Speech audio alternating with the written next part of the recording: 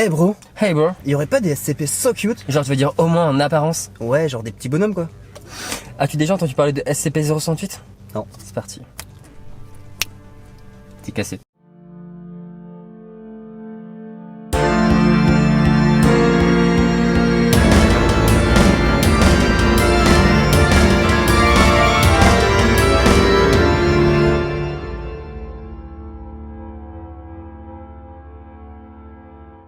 SCP-068. Lui aussi, c'est un de mes petits chouchous. C'est ni plus ni moins qu'un petit bout de fer qui formant un bonhomme. Voilà. Il y a quand même des trucs bizarres, hein, sinon ce serait pas un SCP, calmez-vous. Ce qui est particulièrement bizarre, c'est que personne ne sait comment il a été fabriqué. On ne sait même pas de quel métal est fait ce fameux fil de fer, ressemblant du fer, et en plus il s'est courbé lui-même à plusieurs extrémités, et d'ailleurs, personne ne sait comment il a été courbé. SCP-068, si vous le mettez en contact avec une source électrique, il va prendre vie. Mais il va pas s'arrêter à prendre vie. Il va tout de suite se mettre en quête. Quête de quoi? De nouveaux métaux. Il va prendre des métaux, les façonner, en tirer une espèce de petit liquide pour fabriquer un deuxième lit. Son deuxième lit va donc faire exactement la même chose, jusqu'à créer. Ça, c'est la première étape. Au maximum, on a compté 102 répliques, ce qui fait quand même pas mal de petits bonhommes. Ils vont se mettre à fusionner pour donner un énorme homme de métal, environ 2 mètres. Ah bah je vous ai dit, c'est un SCP, ça va forcément partir en couille.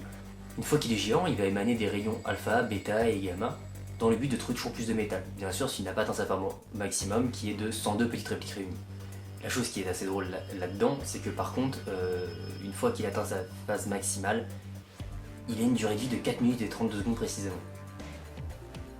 C'est un peu flingué ça. Et bien sûr, pour pouvoir l'arrêter complètement, il faut le fondre entièrement pour pouvoir retirer le SCP-068 originel. Voilà. En espérant que vous vous amusiez. Bonne journée et à bientôt pour de nouveaux SCP. Allez, un dernier tour avec nous avant une chronique, c'est promis. Ah, The Purge. Seulement 2 saisons, 20 épisodes. Heureusement, il y a que 20 épisodes d'ailleurs. Je sais pas si on va faire ça pour vous en mode ouais, on a fait ça pour vous, mettez un petit like pour la souffrance. D'ailleurs, je l'ai fait du coup. Ah, la boulette! En gros, un The Purge, très clairement, c'est 2 saisons, mais t'as l'impression qu'il y a 2 histoires. Je sais même pas si la série suit. Vraiment. Oh, c'était le bordel. Pour ceux qui connaissent pas les films American Nightmare, ce sont des films qui, si je ne m'abuse, ça avait été un vrai projet de loi à une époque parce qu'en Amérique, ils sont un peu tarés. Pendant 12 heures, la criminalité est devenue légale. C'est-à-dire qu'en gros, vous pouvez aller buter votre voisin et c'est nickel. Bien sûr, je vous le dis tout de suite, on fait toujours ça dans des états où tout le monde est pauvre, majoritairement c'est 85% des noirs. Si je dis ça, c'est parce qu'en Amérique, ils en ont rien à payer des noirs.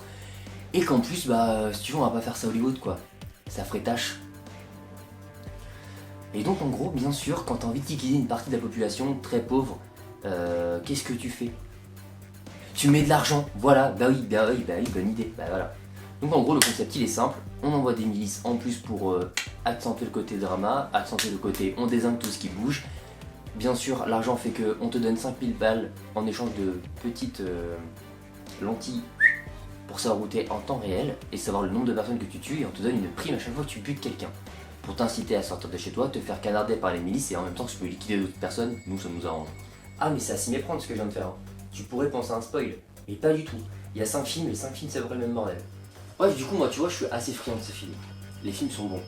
Donc je me suis dit, la série elle va être cool. Et... non. Ouais, je suis assis au fond sur mon radiateur. La saison 1 est plutôt pas trop mal quand la saison 2 est nulle à chier. Je pose les mots ici, j'en ai plus rien à foutre. De toute façon, c'est le mode d'horreur, je fais ce que je veux. Non. La première saison, elle est pas trop mal, ils ont mis de l'humour, il y a un peu le côté, les pauvres doivent démonter les riches parce que les riches vont tous s'enfermer entre eux, faire des bêtes de soirée. Sauf que bien sûr, il va y avoir une révolte parce que bouh, les méchants riches, donc on va essayer de tuer les riches de l'intérieur. T'as plein de punchlines qui sortent de nulle part. D'ailleurs, une de nos préférées, où à un moment, t'as les 2 plus riches, enfin qui font partie des plus riches bien évidemment, restent enfermés chez eux, t'en as un qui arrive à rentrer, on sait pas trop comment, et au final, c'est le voisin qui veut les buter parce qu'un jour, ouais, vous avez garé votre voiture sur mon jardin, alors qu'en fait, bah, c'est pas une place de parking d'abord. C'est parce que vous êtes riche, il faut faire ce que vous voulez. Hein, les méchants riches. Là, quand tu connais un peu les films, tu te dis waouh, punchline, situation dramatique, contre-punchline ou mort imminente. Pas du tout. La contre-punchline, c'est ouais, bah vous, votre chien il a chié sur ma pelouse.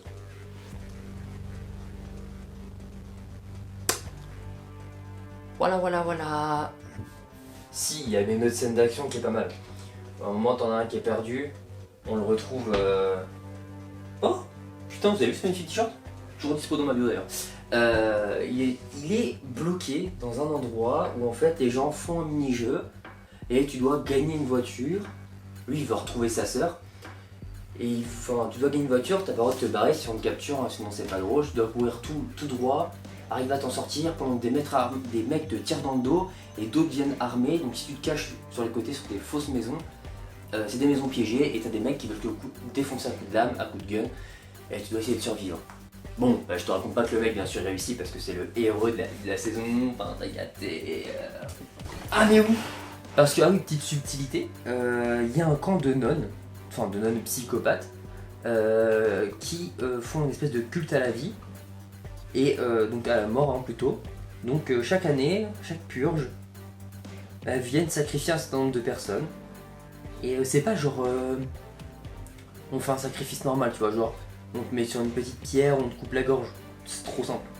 Non, on t'emmène, on fait des prières cheloues, on en dépose un, et là, au milieu de foule de purges en fait, donc c'est des mecs avec des haches et tout, qui viennent te déglinguer à coups de hache, bien sûr ils sont une dizaine, donc tu prends 10 coups de hache par 10 coups de hache.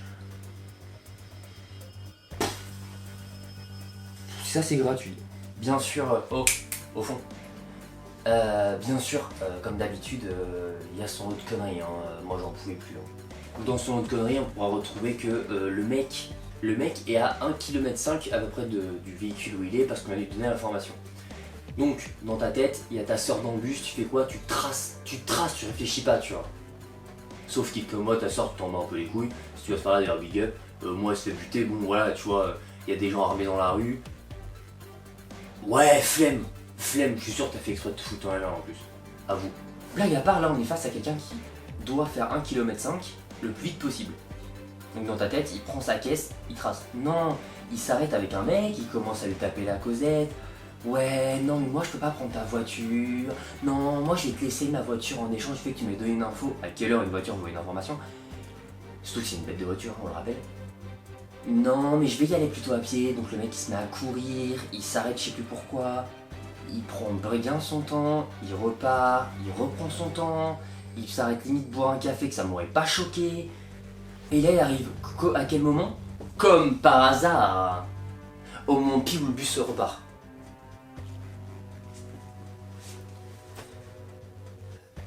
Franchement, il méritait de mourir ce connard. Ah oui, puis dans la saison 2, la petite subtilité, c'est qu'en gros, il y a une équipe qui surveille tous les faits et gestes de tout le monde. Donc toute la ville est quadrillée par des caméras. Et en gros, vous avez des choses que vous avez le droit de faire et d'autres pas. Par exemple, vous avez le droit de tuer avec des armes de calibre je sais plus combien, parce que ça se compte en lettres de l'alphabet, et c'est un nom. Par exemple, vous pouvez pas tirer au lance-roquettes. Si, ça on peut. Mais vous n'avez pas le droit de tuer les politiques, par exemple, ni les policiers, ni les pompiers, qui d'ailleurs sont hors service pendant tout ça, donc eux ils ont une immunité.